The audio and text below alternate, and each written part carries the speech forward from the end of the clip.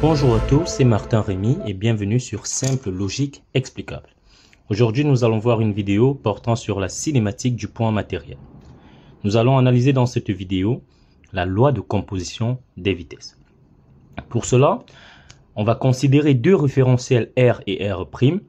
R qui est là, le référentiel constitué de trois systèmes d'axes orthogonaux, de centre O et de vecteurs de base UX, UY et UZ. Donc nous allons déjà noter ça ici. Nous allons dire que R, c'est tout simplement le système d'axes OUX, UY et UZ. Ce dernier sera dit tout simplement fixe, car par rapport à lui, tout sera en mouvement. Maintenant, nous allons considérer un deuxième référentiel R' qui, lui, est mobile par rapport à R. Donc, lui, on va l'appeler R'. C'est le référentiel qui prend son origine en O', qui est là, et dont les vecteurs de base sont U'X, U'Y et U'Z. Lui, c'est le référentiel qui sera mobile par rapport à notre référentiel qui est fixe. Le but ici, en fait, est de décrire le mouvement de notre point, bon, particulièrement la vitesse du point matériel M, par rapport au référentiel fixe, en faisant intervenir sa vitesse dans le référentiel mobile. Donc, qu'est-ce que nous allons remarquer? Vu que UX, UY et UZ appartiennent au référentiel R, alors nous allons simplement dire ici, premièrement, ça c'est deux bases, UX, UY et UZ sont invariants dans la base R, ou dans le référentiel R tout simplement. Ça veut dire, dans R,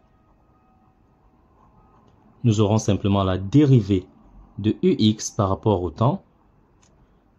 Bon, ceci peut encore se dire dérivée de UX par rapport au temps par rapport à R, et encore égal à la dérivée de UY par rapport au temps par rapport à R, qui est encore égal à la dérivée de UZ par rapport au temps dans R, qui est tout simplement nul. Ce qui veut dire que UX, UY et UZ sont constants lorsqu'on les regarde par rapport au référentiel R.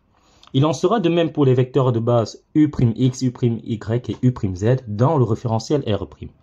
Donc, dans R', ou bien par rapport à R', on pourra dire que la dérivée de U'X par rapport au temps dans R' est encore égale à la dérivée de U'Y par rapport au temps par rapport à R', qui est encore égale à la dérivée temporelle de U'Z vu de R', qui est tout simplement nul. Donc U'X, U'Y et U'Z sont invariants lorsqu'on les regarde par rapport au référentiel R'. Donc, mais, il faut le préciser, vu que R' est en mouvement par rapport à R, alors dérivée de U'X par rapport au temps, vu du référentiel R, sera différent du vecteur nul. Il en sera de même, donc idem, pour la dérivée temporelle de U'Y par rapport au temps, vu du référentiel R, et la dérivée temporelle de U'Z, vu toujours du référentiel R. Maintenant, allons établir les expressions du vecteur vitesse de notre point matériel M par rapport aux deux référentiels.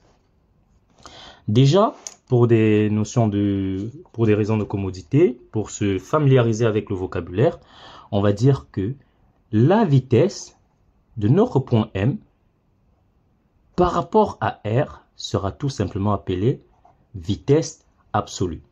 Donc ici, c'est ce que nous allons appeler vitesse absolue.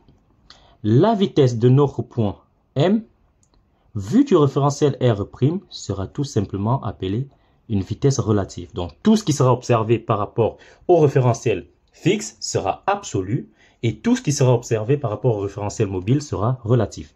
Donc ici, nous avons vitesse relative. Bon, j'aurais dû mettre vecteur vitesse, mais on se comprend, c'est des grandeurs vectorielles. Donc ici, j'ai une vitesse relative. Essayons maintenant d'exprimer cela. On sait tout de même que la vitesse d'un point matériel m n'est rien d'autre que la dérivée du rayon vecteur qui me permet de localiser m par rapport au temps. Ça veut dire la vitesse absolue sera la dérivée du rayon vecteur m qui me permet de localiser m par rapport au référentiel fixe qui est r, c'est-à-dire à partir de O. Autrement dit, ce sera tout simplement la dérivée de OM par rapport au temps. Et bien sûr, ceci, bon, ça c'est par rapport à R, bien sûr. Non, on va dire par rapport à R. Ceci, c'est par rapport à R. Et maintenant, la vitesse relative sera tout simplement la dérivée. Maintenant, je vais chercher à localiser mon point matériel M depuis mon référentiel mobile, ce qui veut dire par rapport à l'origine O'. Donc, j'aurai ici la dérivée de O'M par rapport au temps vu du référentiel R'. Donc, maintenant, passons aux expressions. Donc, dans R, qu'est-ce que je sais? Dans R, je peux directement avoir le rayon vecteur OM qui sera tout simplement X UX plus Y UY plus Z UZ. Dans R', si je veux localiser mon point matériel M, c'est O'M qui sera lui égal, c'est des expressions similaires, j'aurai X', mais avec les vecteurs de base de R', c'est-à-dire U'X, U'Y, et là j'ai Z', U'Z. Je veux maintenant exprimer la vitesse absolue. Donc ici, bon, ok, commençons. On peut commencer directement par la vitesse relative même d'abord. Vitesse relative sera tout simplement la dérivée de quoi? De O'M par rapport au temps vu du référentiel R'. Ce qui veut dire c'est la dérivée par rapport au temps depuis le référentiel R' de X', U'X plus Y', U'Y plus Z', U'Z. Et maintenant ici, je vois que j'aurai à dériver un produit. On se rappelle tout simplement de la règle de dérivation. Si je veux dériver un produit U fois V, j'aurai à faire U'V, je dérive U, je multiplie par V, puis je dérive V que je multiplie par U, donc plus UV'. Donc ici, je vois que ceci va simplement me donner, je dérive d'abord tout ce qui est premier terme, dans chaque monome, le premier terme de chaque monome. Donc ici, j'aurai X', Y', Z', ce qui me permet d'avoir dérivé de X' par rapport au temps, porté par U'X, plus la dérivée de Y' par rapport au temps, porté par U'Y, plus la dérivée de Z' par rapport au temps, porté par U'Z. Maintenant, je viens prendre cette deuxième expression, c'est-à-dire U, que je vais multiplier par la dérivée du deuxième terme. Donc ici, je me retrouve avec quoi? Je me retrouve avec plus X', dérivée de U'X, par rapport au temps. Je suis en train de calculer cela relativement à R'. Ça veut dire c'est par rapport à R'.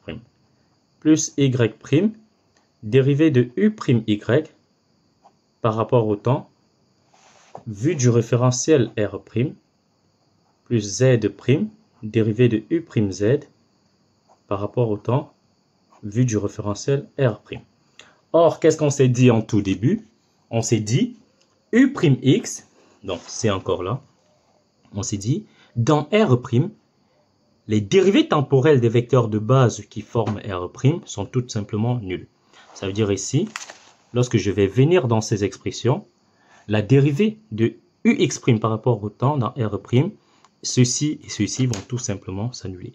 Donc là, j'aurai le vecteur nul, et ici j'aurai le vecteur nul. Je reste donc avec une vitesse relative qui sera tout simplement dérivée de X' par rapport au temps porté par U'X plus la dérivée de Y' par rapport au temps porté par U' Y plus la dérivée de Z' par rapport au temps. J'espère que c'est visible. Plus la dérivée de Z' par rapport au temps porté par U' Z. Ceci est l'expression de ma vitesse relative. Maintenant, passons à l'expression de la vitesse absolue.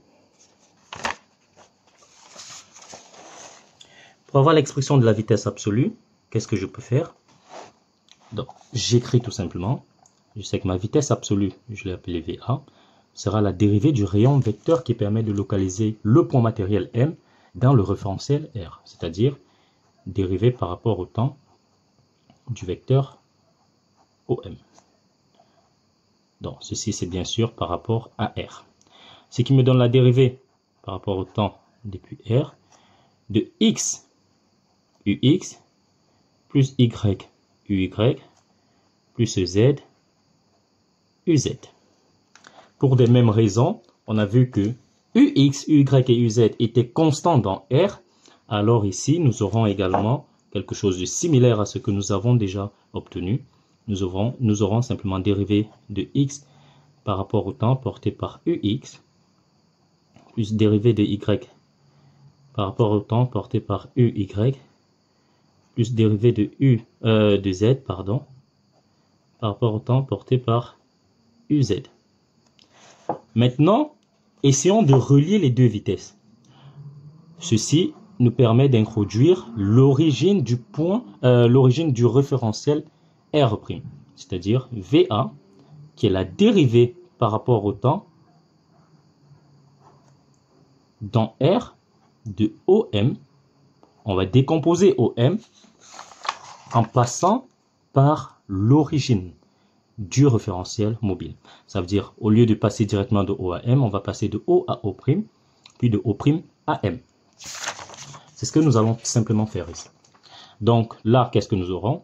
Nous aurons la dérivée par rapport au temps, vue du référentiel R, de O au prime, plus O' M, d'après la relation de Charles.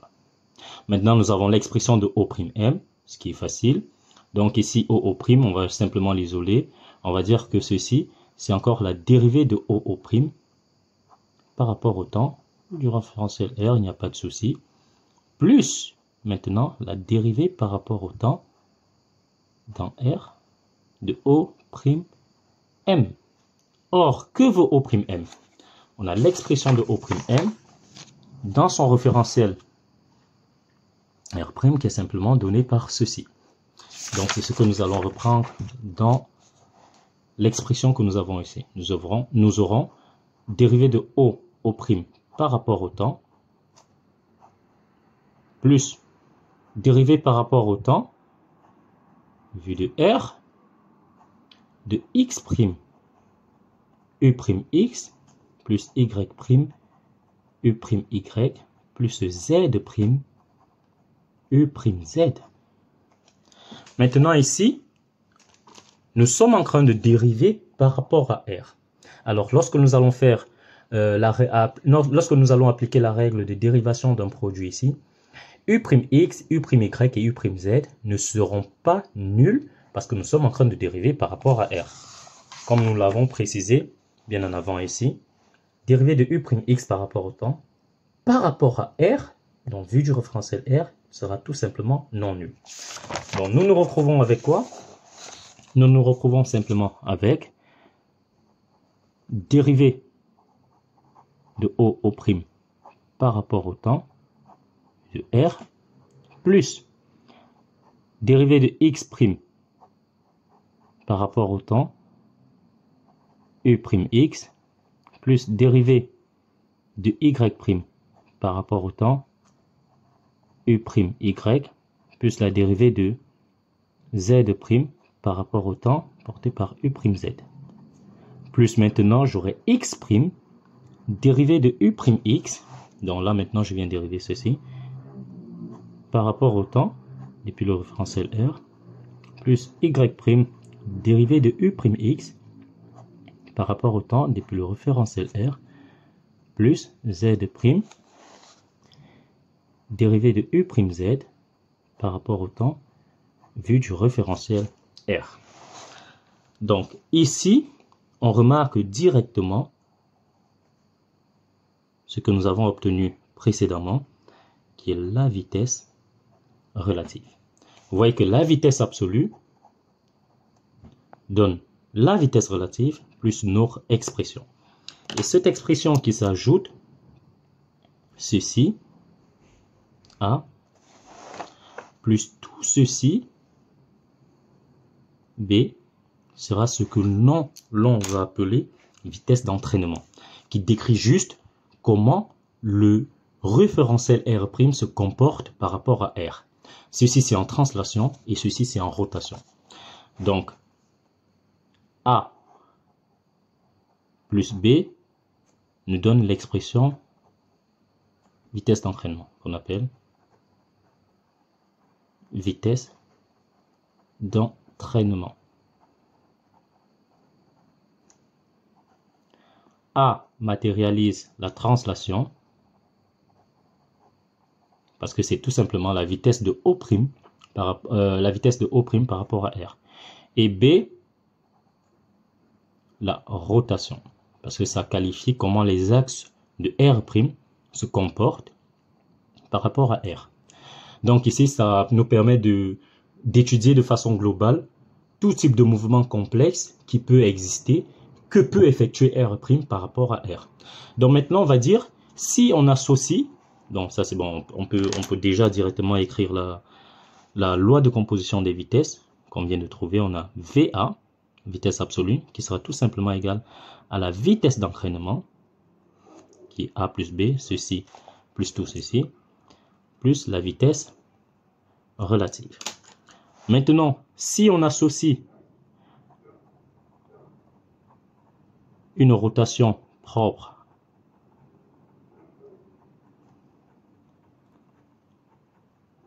à R', sans toutefois omettre le fait qu'il puisse constater, alors on pourra écrire